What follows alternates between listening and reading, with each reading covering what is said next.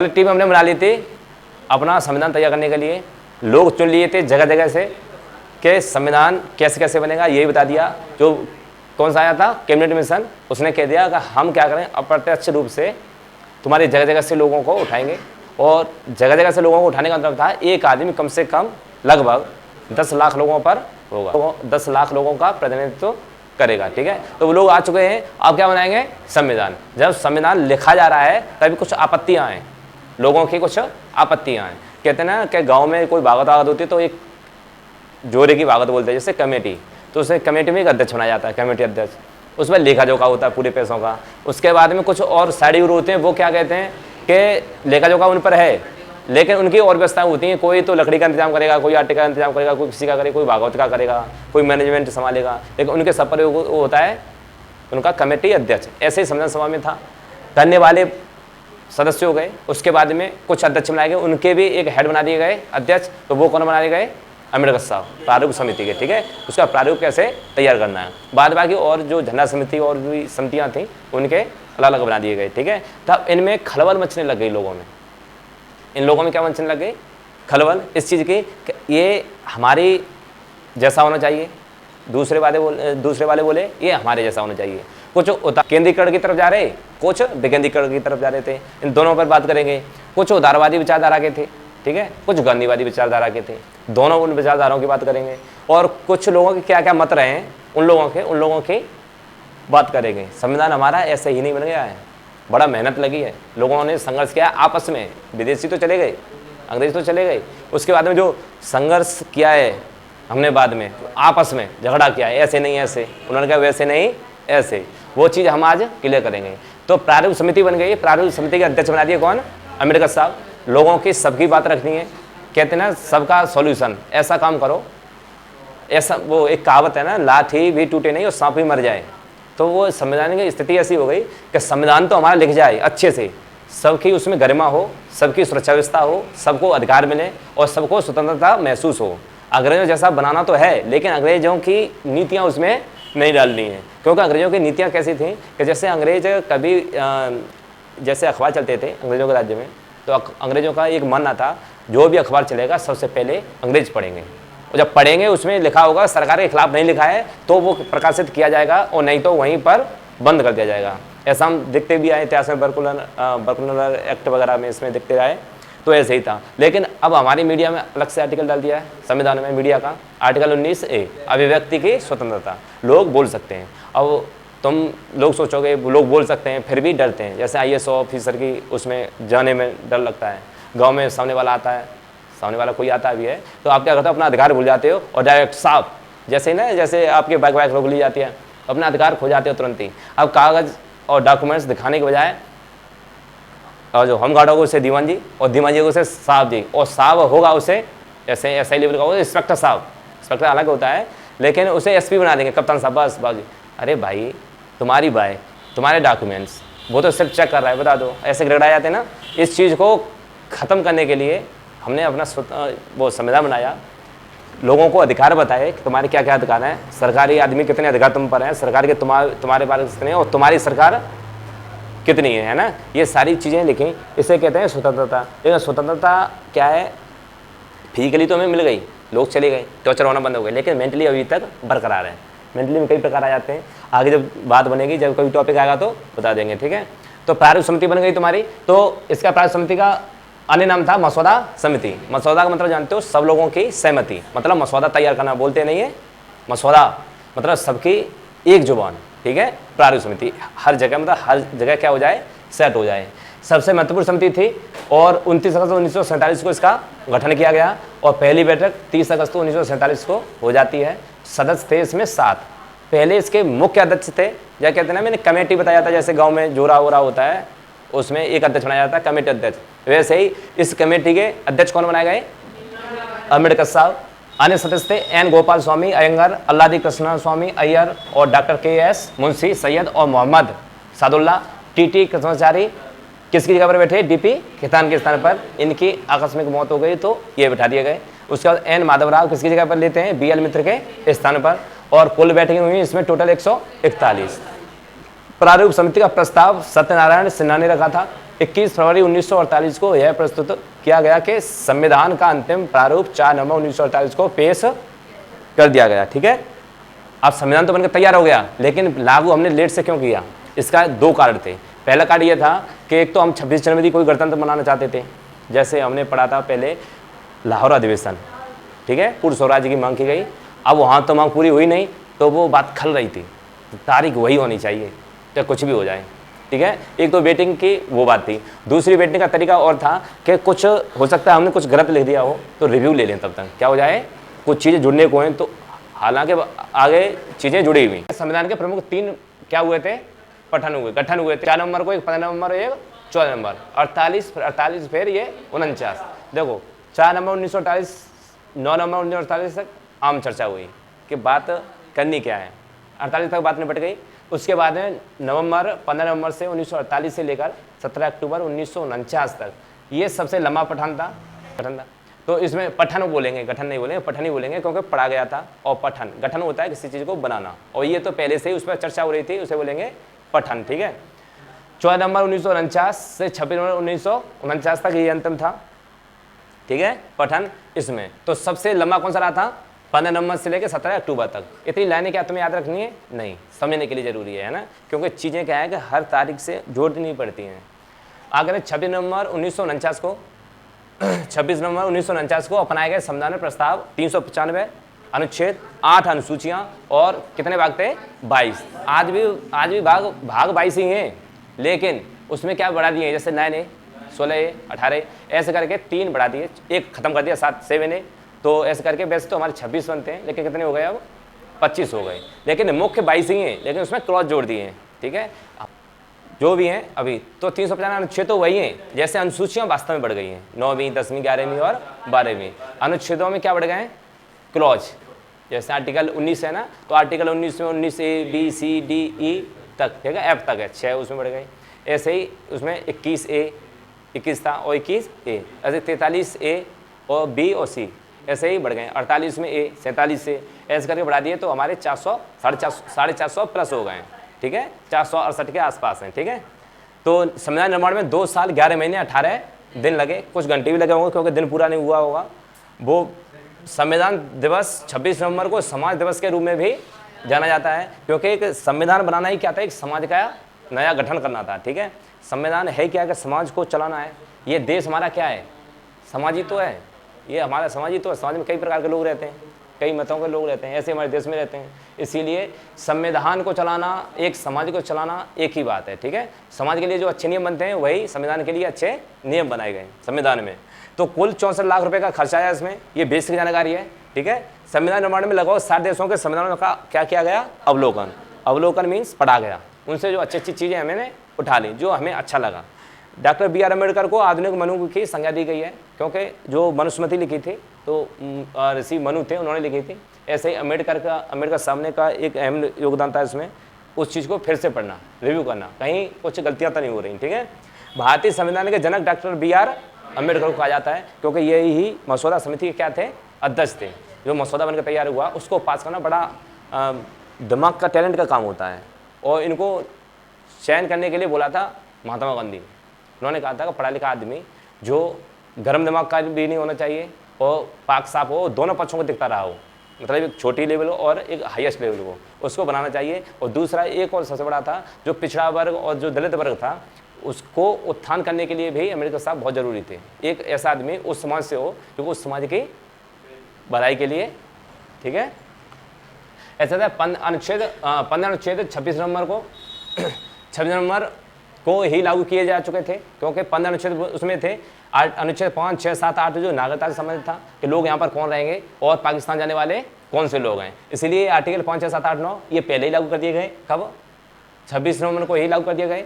और अनुच्छेद 60 राष्ट्रपति की शपथ के लिए, क्योंकि राष्ट्रपति को शपथ दिलाई गई, इसलिए अनुच्छेद 60 और अनुच्छेद 324 निर्वाचन, क्योंकि निर्वाचन करना था, अरे गणतंत्र दिवस के लिए निर्वाचन करना था, राष्ट्रपति कौन रहेगा, प्रधानमंत्री कौन रहेगा, ठीक है। और आर्टिकल 366 और 367 परिभाषा है निर्वाचन, ठीक है, निर्वाचन की परिभाषा कौन सी होगी, जो शपथ लेंगे इसके लिए, ठीक है। अनुच्छेद 379, 380, 388, 91, 392 अस्थायी प्रावधान अंतरिम सरकार बनाने के लिए किए गए और अनुच्छेद 393 संक्षिप्त नाम देने के लिए। इतने आर्टिकल हमने आर्टिकल 15 मतलब 15 अनुच्छेद लगभग हमने क्या कर लिए 26 नवंबर को ही लागू कर दिए, 26 नवंबर से लेके 26 जनवरी तक, ठीक है, हमने लागू कर दिए। भारत के मूल संविधान को संसद के पुस्तकालय में हीलियम से भरे बॉक्स के अंदर सुरक्षित रूप से रखा गया है। ये बेसिक जानकारी है। तो कभी कभी पूछ भी लिया जाए, जैसे अभी तक तो पूछा गया नहीं है शायद, कि जो हमारे संविधान की जो प्रतिलिपियाँ हैं वो कहाँ पर हैं और कैसी अवस्था में या फिर किस गैस में। गैस पूछ रहे तो हीलियम है, ठीक है, हीलियम से भरे बॉक्स के अंदर सुरक्षित रूप, कागज़ रख लो या लकड़ी रख लो, तो लकड़ी क्या है गल जाती है, कागज़ भी सड़ जाते, चिपक जाते हैं ना। देखिए बचपन की किताब में तुम्हारी रखी हो वो चिपक जाती हैं सी मॉइस्चर की वजह से, ठीक है। संविधान की पहली 1000 कापियाँ देहरादून के सर्वे ऑफ इंडिया की प्रेस में छापी गई थी।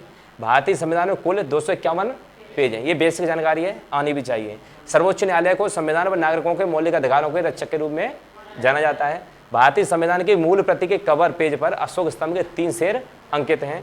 अमेरिका संविधान विश्व का सबसे प्राचीन संविधान है, पुराना, लेकिन नेपाल का संविधान सबसे नया है और भारतीय संविधान विश्व का सबसे बड़ा संविधान है। लिखित संविधान सबसे बड़ा है, लिखित अमेरिका का भी है लेकिन पुराना है और छोटा है, ठीक है।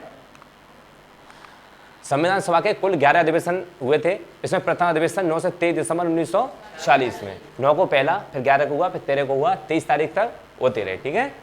दूसरा अधिवेशन होता है 20 से 25 जनवरी 1900, एक साल बाद 47 में, क्योंकि ये दिसंबर की बात है, जनवरी तो आने वाली थी, 47 लग गई, अगले महीने में होता है, ठीक है। दूसरा, तीसरा होता है अप्रैल में, 2 महीने बीच में गैप देके अप्रैल में होता है 47 में। चौथा होता है 14 से 31 जुलाई 47 में। 5वां, 6वां, 7वां, 8वां, 9वां, 10वां और 11वां अधिवेशन होता है 14 से 26 नवंबर 1949।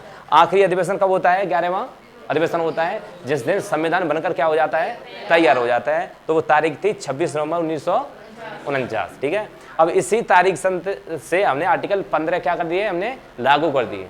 और वो लागू इसलिए कर दिए क्योंकि हमें राष्ट्रपति को शपथ दिलानी थी और हमें भाषा, किस भाषा में शपथ लेनी वो जरूरी था।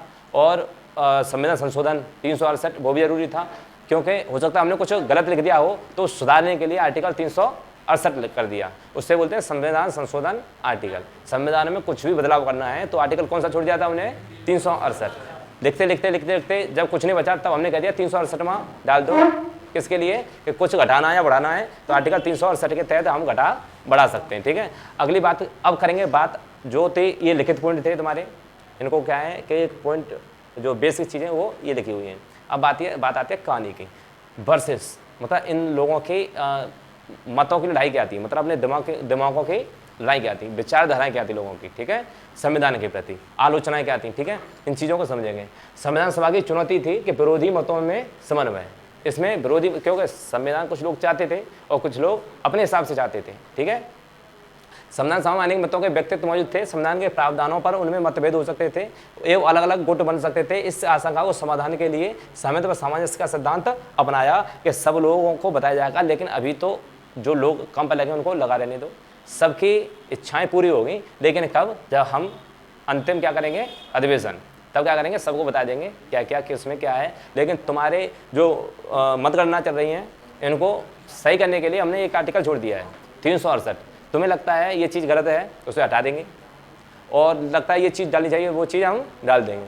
प्लीज़ क्या करें, अभी संविधान बनने दें। तो ये थे विरोधी मतों में समन्वय करना, मतलब उन लोगों को इकट्ठा करना, एकजुट करना। अभी मान जाओ, जब बन जाएगा तब आपको बता देंगे। कुछ गलत लगता है तो 368 से हम क्या कर देंगे, बदलाव कर देंगे, ठीक है। केंद्रीकरण और विकेंद्रीकरण की तरफ दो लोग मुड़ गए। कुछ लोग चाहते थे केंद्रीकरण होना चाहिए, हमारे संविधान है वो कैसा होना चाहिए, केंद्रीकरण, मतलब केंद्र के लिए, और कुछ विकेंद्रीकरण की तरफ आ गए। केंद्रीकरण की तरफ लोग थे तुम्हारे नेहरू जी, पटेल साहब और अम्बेडकर साहब, ये की तरफ थे केंद्रीकरण। और विकेंद्रीकरण की तरफ थे महात्मा गांधी और महात्मा गांधीवादी लोग, ठीक है, जो गांधी के जो मानते थे, ठीक है। तो विकेंद्रीकरण का मतलब था कि हमारे संविधान में क्या होना चाहिए, पंचायतें, गांव के लिए क्या होना चाहिए, विकास होना चाहिए।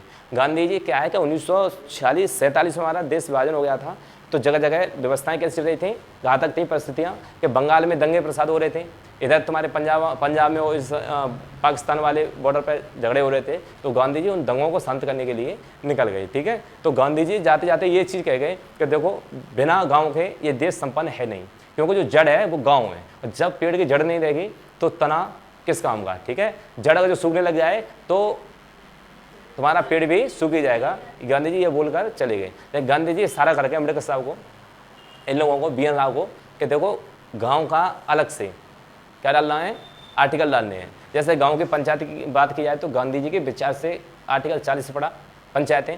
अब उन्होंने उसमें लिखा है जैसे केंद्र सरकार जैसे बिहेव करेगी अपने देश के साथ, वैसे ही एक पंचायत भी राज्य चलाएगी किसमें, पंचायत में। ठीक है, तो 5-5 गांव 10-10 गांव के हिसाब से एक मुखिया बनाया गया। मुखिया इस बात के लिए कोई भी समस्या है गांव में तो उस समस्या को सरकार तक पहुंचाने के लिए, क्योंकि कार्यपालिका और विधायिका दोनों क्या चल रही थी, एक साथ चल रही थी। ठीक है, तो कार्यपालिका के लोग भी 2 प्रकार के थे, एक प्रशासनिक और एक अस्थायी। ठीक है, जो निर्वाचित था। ठीक है, तो कार्यपालिका में जो स्थायी थे वो किसको देखेंगे, अस्थायी को। ये चीज़ गांधी जी बोलकर चले गए। तो गांधी जी ने गांव के बारे में या पंचायतों के बारे में अपना आर्टिकल डलवा दिया, लेकिन डाला कहाँ गया था, राज्य के नीति निर्देशक तत्व में, कि राज्य उत्तरदायी होगा गांव के विकास के लिए, मूल अधिकार नहीं होंगे। ठीक है, ऐसे आया। तो केंद्रीकरण और विकेंद्रीकरण समझ में आ गया। ऐसे ही आता है सांप्रदायिकता और समस्या।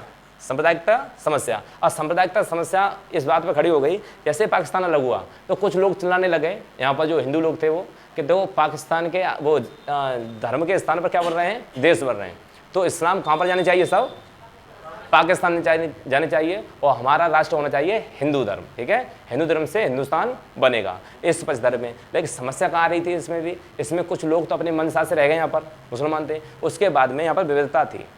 इसमें जैन धर्म भी था, बौद्ध धर्म भी था, ईसाई भी थे, सिख भी थे, बौद्ध भी थे। ठीक है, ये सब एक साथ रहने के लिए इन्हों को क्या करना पड़ा, सांप्रदायिकता की समस्या से निपटना पड़ा। इसमें नेहरू जी, अम्बेडकर साहब और ये लोग निकल के आते हैं। ये लोग निकल करके आते हैं तो ये बोलते हैं ऐसा है, अब हमारे देश का कोई भी क्या नहीं रहेगा, धर्म नहीं रहेगा, मतलब हमारा देश कैसा रहेगा, पंथनिरपेक्ष रहेगा। इस देश का कोई भी धर्म नहीं है, और इस देश ही क्या है, धर्म है, सर्वोपरम धर्म भारत है, जो भी है वो क्या है, भारत, और भारत ही क्या है, इंडिया। ऐसा किसने बोला, तुम्हारा राजेंद्र प्रसाद और सरदार पटेल और नेहरू जी ने कहा कि भारत को पंथनिरपेक्ष राज्य ही रहने दिया जाए, क्योंकि इसको हमने कर दिया हिंदू राष्ट्र, तो बाकी जो है वो क्या बन जाएंगे बाद में, बागी। अरे वो क्या बन जाएंगे, बागी।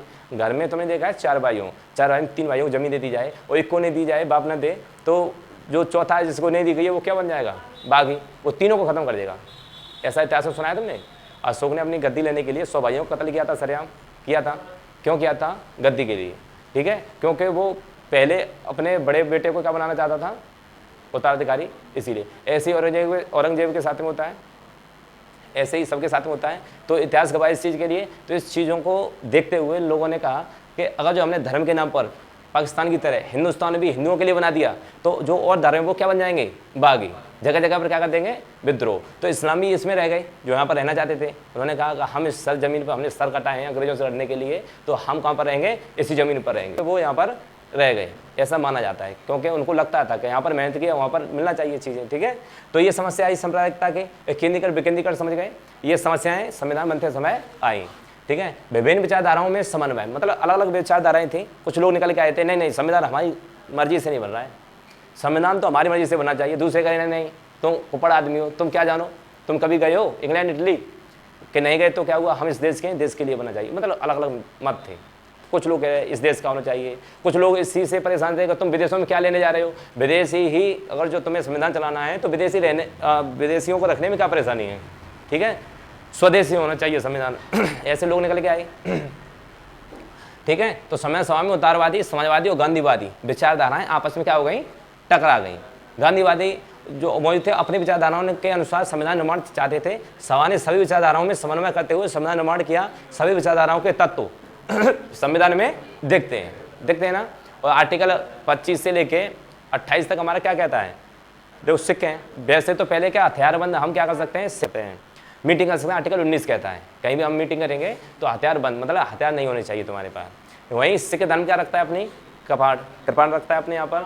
तो आर्टिकल 25-28 भी कहता है कि अपने धर्म के अनुसार अपना कृपाण आपके साथ में रख सकते हो। अगर जो उल्लंघन कर रहा है हिंदुओं के लिए आर्टिकल 19, तो वहाँ पर पालना किसकी कर रहा है, सिख धर्म की। ऐसे इस्लाम धर्म के लिए वो अपना अपना मजहब अपनाने के लिए सब। ठीक है, तो इसमें क्या है, सबको इकट्ठा करने के लिए सबकी झलक डाली गई किसमें, संविधान में। सब शांत हो गए, सब शांत हो गए। ठीक है, अब ऐसे ही क्या बीच का रास्ता निकाल लिया कि सबका क्या डाल दिया जाएगा, आर्टिकल। ठीक है, क्योंकि हमारा देश कैसा है, पंथ निरपेक्ष है, कोई भी धर्म नहीं चलेगा, संविधान सबसे बड़ा है। आज तुम जाति पर लड़ रहे हो, आज धर्म पर लड़ रहे हो, कल जातियों पर लड़ोगे, तो जातियों से फिर परिवारों में लड़ोगे। इसीलिए हम देश को ही क्या बना देते हैं, पंथनिरपेक्ष, ठीक है। तो संविधान हमारा कैसा बनाया गया? पंथनिरपेक्ष। अच्छा, उसमें उदाहरण के लिए जैसे लोकतंत्र, मूल अधिकार से उदारवादी तत्व, डीपीएसपी गांधीवादी तत्व हैं। इसमें उदारवादी जो तत्व थे वो हमें कहाँ देखने को मिलते हैं? मूल अधिकार में है। उदारवादी तत्व यानी किसमें? डीपीएसपी तत्व, और गांधीवादी तत्व डीपीएसपी में, ठीक है। डीपीएसपी समझ रहे होगे ना, राज्य के नीति निर्देशक तत्व। उसमें गांधीवादी दिखे हमें आर्टिकल 40, 43, 47, 48, इसमें क्या मिला? गांधीवादी तत्व मिले ना। 43 महिलाओं के बाद में आर्टिकल 40 पंचायतों से था। 47 हमारे जो जीव जंतु थे, गाय वगैरह ऐसे जो जीव थे उससे संबंध था। तो ये सब किसकी विचारधाराएं थी? गांधी की।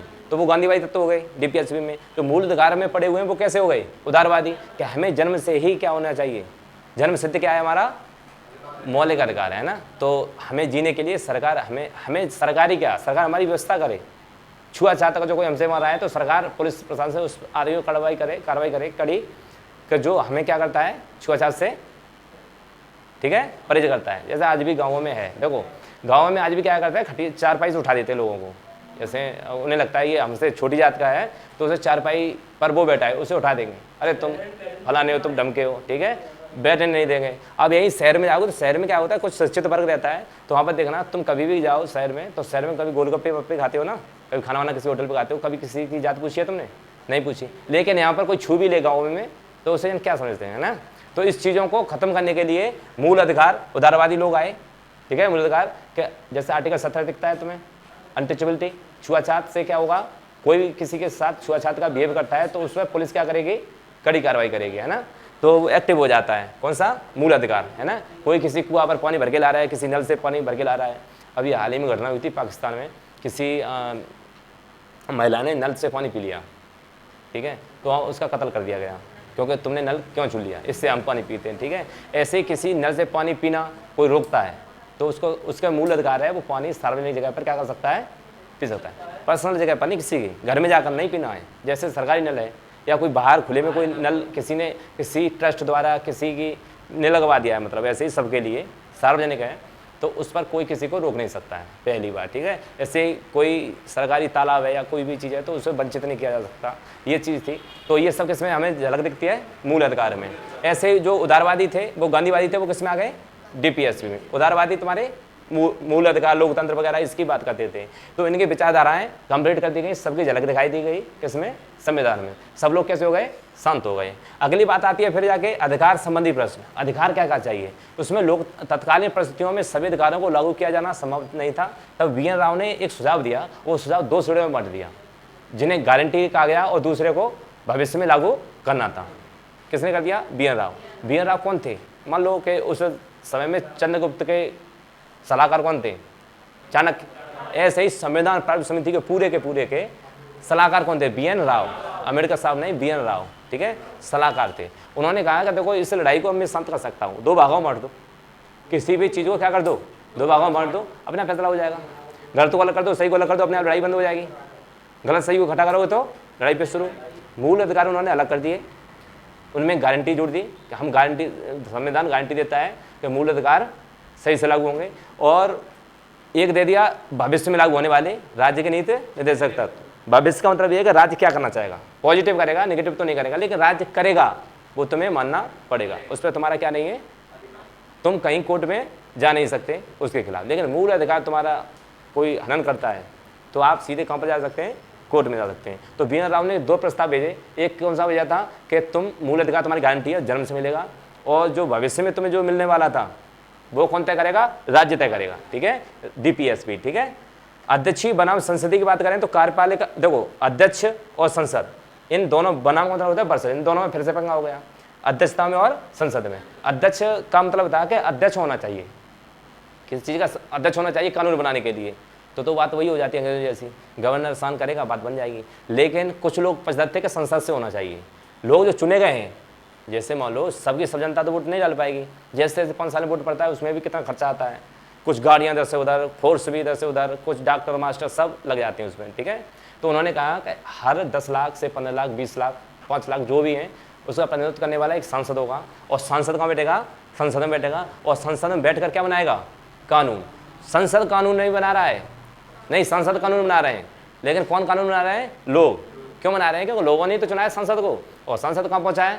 संसद में। और वहां से बनेगा कानून। तो कानून कैसा हुआ? सबके लिए हुआ। अब उस कानून को चेक करने के लिए फिर एक और स्टेज जाएगी जो विधायकों वाली है, राज्यसभा की, वो भी पास करेगी, फिर भी जनता ही पास कर रही है। उसके बाद में होगा प्रथम नागरिक, जो देश का प्रथम नागरिक है राष्ट्रपति, वो उस पर अंतरिम मोहर लगा देगा और तुम्हारा कानून पास हो जाएगा। लेकिन अध्यक्षता और संसद में क्या हो गई? फिर से झड़प हो गई। कानून बनना चाहिए तो किससे बनना चाहिए? अध्यक्ष बनाए और एक ही आदमी बनाए, तो ऐसा तो नहीं हो सकता। लेकिन अंतिम में कौन जीतता है? संसद। ठीक है, तो अंतिम में कौन जीतता है? हमारा संसद। तो कार्यपालिका के स्थायित्व के लिए कुछ सदस्य अध्यक्षीय प्रणाली चाहते थे, जबकि कुछ सदस्य कैसे थे? उत्तरदायी सदस्य प्रणाली चाहते थे। सभा ने सहमत से उत्तरदायी संसदीय शासन प्रणाली कर दी। कौन सी कर दी? संसदीय शासन प्रणाली। कानून अब संसद बनाएगा। ठीक है, आगे चलेंगे। राजभाषा विवाद हो गया कि राजभाषा कौन सी होनी चाहिए? तमिल वाले बोले नहीं तो तमिल अच्छी है भाषा, उड़िया वाले उड़िया अपना